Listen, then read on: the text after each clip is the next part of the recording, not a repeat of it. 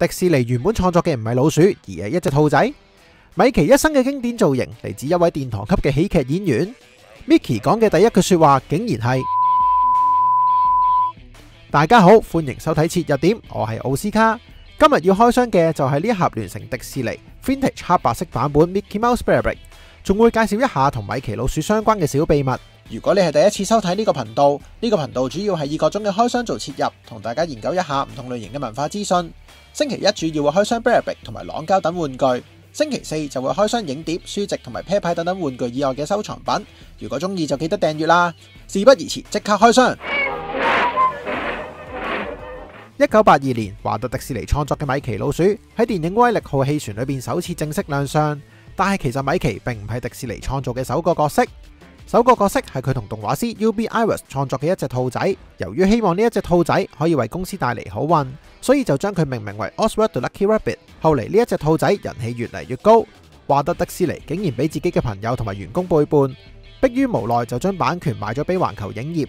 感到失望嘅迪士尼就決心從頭開始，之後就設計咗米奇老鼠嚟到取代呢一隻兔仔，成就咗呢一個世界上最知名嘅角色。值得一提嘅係，迪士尼喺2006年已經取回咗 Oswald the Lucky Rabbit 嘅版權，仲將佢定位為米奇嘅哥哥。90幾年嚟，米奇嘅形象都冇太大嘅轉變，最後一次以黑白色出現喺1935年嘅 Mickey's Kangaroo， 之後喺同年嘅 The Band Concert 裏邊開始以彩色示人。而今日要開箱嘅黑白米奇 Bear-Brick 就採用咗米奇早期嘅形象。其實呢一款設計嘅 Bear-Brick 曾經喺2011年推出過彩色嘅版本，不過由於係 Bear-Brick Worldwide Tour 2嘅限定商品，所以數量唔多，炒價已經超過5000。而呢一隻黑白版本就係2018年推出，目前嘅炒價就大約2000蚊左右。講翻今次呢隻 Bear-Brick， 包裝盒就參考咗30年代嘅設計，模仿咗當年嘅印刷色彩，封面就印有大大嘅米奇圖案，兩邊就有今次呢隻 Bear-Brick 嘅設計，而盒頂就係米奇同埋布魯圖嘅插畫啦。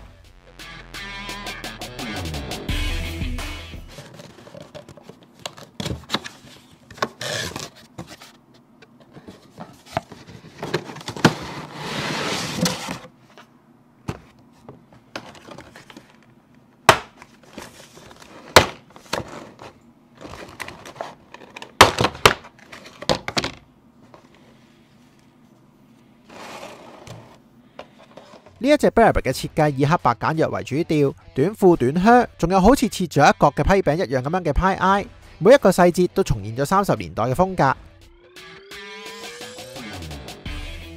而最特別嘅係呢一隻 Bear-Brick 嘅400%， 表面係一層絨布，好似着咗衫一樣，係頗特別嘅款式，但係同時亦都限制咗手腳嘅活動。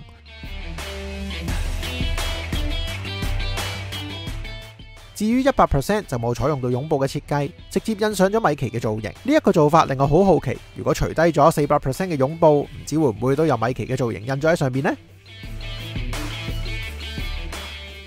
Mickey Mouse 呢個名雖然家傳戶曉，但係其實最初華特迪士尼係想將米奇個名改做 Mortimer Mouse， 但係就俾老婆反對，佢認為 Mickey Mouse 呢個名比較可愛，所以先至有咗米奇老鼠呢個名，而 Mortimer 最後就成為咗米奇其中一個敵人嘅名啦。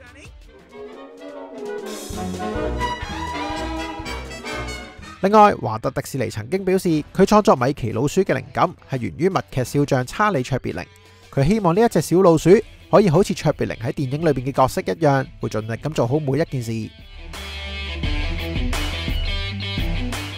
雖然1928年已經有米奇嘅動畫，但係佢其實喺1929年先至正式講嘢嘅。喺 The Carnival Kid 裏邊，米奇就擺咗一個熱狗攤位，第一句對白就係叫賣熱狗啦。